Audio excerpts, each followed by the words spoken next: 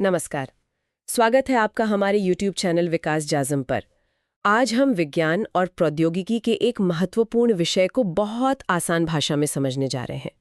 तो चलिए आज अंतरिक्ष प्रौद्योगिकी पर हमारी इस खास चर्चा की शुरुआत करते हैं। मेरा सबसे पहला और सबसे बुनियादी सवाल, ये प्रक्षेपण यान या जिसे हम सब आम भाषा में रॉकेट कहते हैं, आखिर होता क्या है? जी देखिए, प्रक्षेपण यान को एक बहुत ही शक्तिशाली रॉकेट से चलने वाला वाहन समझ सकते हैं। एक वाहन? हाँ, एक तरह का वाहन।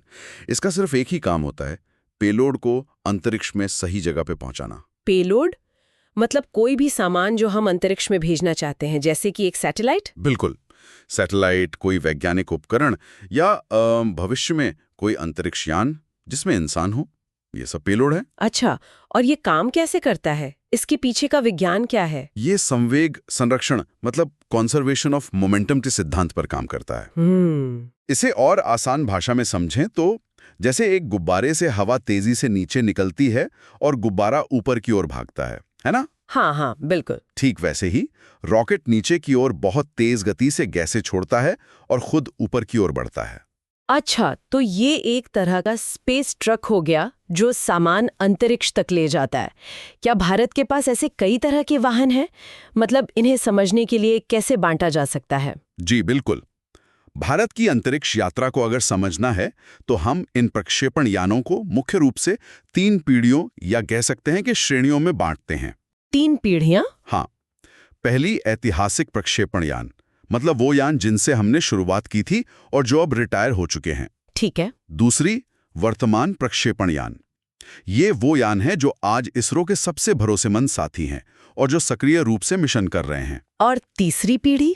तीसरी है उदीयमान प्रक्षेपण यान, यानी कि भविष्य के यान जिन पर अभी काम चल रहा है और जो आने वाले समय में भारत की असली ताकत बनेंगे। बहुत दिलचस्प। तो चलिए इस कहानी की शुरुआत से ही शुरू करते हैं। अब हम अगले पॉइंट पर आते हैं जिसका नाम है ऐतिहासिक प्रक्षेपण यान SLV और ASLV। भारत का पहला कदम क्या था? भारत का पहला कदम था SLV यानी सैटेलाइट लॉन्च व्हीकल। SLV? जी, ये भारत की पहली पीढ़ी का प्रक्षेपण यान था और इसका नेतृत्व महान वैज्ञानिक और हमारे पूर्व राष्ट्रपति डॉक्टर APJ अब्दुल कलाम ने किया था। वाह! तो इसकी शुरुआत कब और कैसे हुई? इसका पहला परीक्षण 1979 में हुआ था। वो असफल रहा था, लेकिन इसरो ने हार नहीं मानी और ठीक अगले साल 1980 में सफल प्रक्षेपण किया। सिर्फ 1 साल के अंदर? ये तो कमाल है। ये दिखता कैसा था? मतलब इसकी तकनीक क्या थी? ये एक 4 स्टेज का रॉकेट था जिसमें केवल ठोस प्रणोदक यानी सॉलिड फ्यूल का इस्तेमाल होता था। और इसकी क्षमता कितनी थी? क्षमता बहुत कम थी। ये सिर्फ 40 से 50 किलोग्राम का पेलोड ही पृथ्वी की निचली कक्षा तक ले जा सकता था। सिर्फ 40-50 किलो? आज के हिसाब से तो बहुत ही कम है। हाँ, बहुत कम। इसका इस्तेमाल मुख्य रूप से रोहिणी श्रृंखला के उपग्रहों को लॉन्च करने के लिए किया गया था। ठीक है, तो SLV के बाद हमारा अगला कदम क्या था? SLV के बाद आया ASLV, मतलब augmented satellite launch vehicle. Augmented मतलब बढ़ाया हुआ या बेहतर किया हुआ? एकदम सही। ये दूसरी पीढ़ी का यान था जो 1987 से 1994 तक इस्तेमाल हुआ। इसका मुख्य उद्देश्य ही SLV की क्षमता को बढ़ाना था। तो इसमें क्या बदलाव किए गए थे? ये 5 स्टेज का रॉकेट था और इसमें भी केवल ठोस प्रणोदक का ही इस्तेमाल होता था। और क्षमता वो कितनी बढ़ी? इसकी क्षमता बढ़कर 140 से 150 किलोग्राम हो गई थी, पृथ्वी की निचली कक्षा तक। हाँ, तो लगभग 3 गुना ज्यादा। जी, और इसने SROS यानी स्ट्रेच्ड रोहिणी सैटेलाइट सीरीज के उपग्रहों को अंतरिक्ष में पहुंचाया था। ठीक है, तो ये तो हुई इतिहास की बात। अब हम अगले पॉइंट पर आते हैं जो है हमारे वर्तमान प्रक्षेपण यान। अब उन नामों पर आते हैं जो हम अक्सर खबरों में सुनते हैं, PSLV और GSLV। सबसे पहले PSLV के बारे में बताइए, जिसे इसरो का वर्कहॉर्स भी कहा जाता है। ऐसा क्यों? बिल्कुल सही कहा आपने। PSLV यानी polar satellite launch vehicle Bharat का सबसे भरोसेमंद यान है। ये हमारी तीसरी पीढ़ी का यान है और इसकी पहली उड़ान 1994 में हुई थी। और इसकी सबसे बड़ी खासियत क्या है? इसकी सबसे बड़ी खासियत है इसका 4 स्टेज का डिजाइन। इसमें ठोस और द्रव दोनों तरह के प्रणोदकों का इस्तेमाल होता है। ठोस द्रव के क्रम में। अच्छा, और इसके द्रव स्टेज में तो भारत का प्रसिद्ध विकास इंजन इस्तेमाल होता है ना? जी हाँ, बिल्कुल। और इसी डिजाइन और भरोसे की वजह से ये 50 से भी ज्यादा सफल मिशन कर चुका है, जिसमें चंद्रयान 1 और मंगलयान जैसे ऐतिहासिक मिशन भी शामिल हैं। वाह, 50 से ज्यादा सफल मिशन।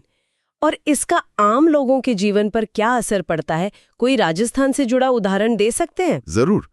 PSLV द्वारा लॉन्च किए गया जो रिमोट सेंसिंग उपग्रह हैं, उनसे जो डेटा मिलता है उसका उपयोग राजस्थान में बहुत महत्वपूर्ण है। जैसे कि? जैसे बीकानेर और जैसलमेर में मरुस्थल के विस्तार की निगरानी करना, या फिर इंदिरा गांधी नहर प्रणाली में पानी का वितरण ठीक से हो रहा है या नहीं, इसका सटीक आकलन करना। ये सब इसी डेटा से संभव होता है। ये तो बहुत ही उपयोगी जानकारी है। मैंने सुना है कि PSLV के भी अलग-अलग प्रकार हैं। जी, इसके भी 3 मुख्य प्रकार हैं। पहला है कोर अलोन, जिसमें कोई अतिरिक्त बूस्टर नहीं होते। इसकी क्षमता 1100 किलोग्राम है। ठीक है। दूसरा है स्टैंडर्ड, जिसमें 6 स्ट्रैप ऑन बूस्टर लगे होते हैं। इससे क्षमता बढ़ के 1680 किलोग्राम हो जाती है। और तीसरा? तीसरा है एक्सेल यानी एक्स्ट्रा लार्ज। इसमें ज्यादा शक्तिशाली बूस्टर होते हैं और इसकी क्षमता 1800 किलोग्राम तक पहुंच जाती है। बदल सकते हैं। बहुत खूब। अब GSLV पर आते हैं। वो PSLV से कैसे अलग है? उसे इतना शक्तिशाली क्यों माना जाता है? देखिए, GSLV यानी जियोसिंक्रोनस सैटेलाइट लॉन्च व्हीकल हमारी चौथी पीढ़ी का यान है। इसे PSLV से ज्यादा भारी पेलोड, खासकर जो संचार उपग्रह होते हैं, उन्हें बहुत ऊंची कक्षाओं तक ले जाने के लिए बनाया गया है। इसकी शुरुआत कब हुई? इसकी पहली उड़ान 2001 में हुई थी। ये 3 स्टेज का रॉकेट है, ठोस, फिर द्रव और सबसे ऊपर क्रायोजेनिक। क्रायोजेनिक, यही इसकी सबसे बड़ी ताकत है ना? बिल्कुल। इसकी सबसे बड़ी ताकत इसका ऊपरी स्टेज ही है, जिसमें क्रायोजेनिक इंजन का इस्तेमाल होता है। ये इंजन बेहद ठंडे ईंधन का उपयोग करता है, जिससे इसे जबरदस्त शक्ति मिलती है। अच्छा, तो GSLV के भी अलग-अलग संस्करण हैं? जी, इसके भी 3 मुख्य संस्करण हैं। MKI, जिसमें रूस से लिया गया क्रायोजेनिक इंजन इस्तेमाल होता था। ये तो शुरुआती दिनों की बात होगी। हाँ। फिर आया MK2, जिसमें भारत का बनाया हुआ स्वदेशी क्रायोजेनिक इंजन CE 7.5 लगा है। और सबसे शक्तिशाली? वो है MK3, जिसे अब LVM3 भी कहते हैं।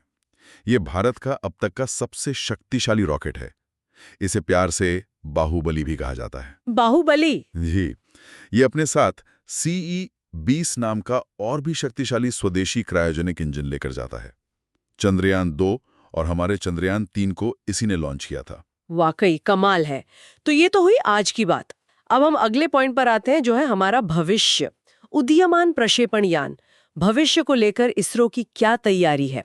क्या हम और भी उन्नत यान बना रहे हैं? जी हाँ, भविष्य की तैयारी जोरों पर है और इसमें 3 प्रमुख नाम हैं। कौन कौन से? सबसे पहला है RLV यानी रीयूजेबल लॉन्च व्हीकल।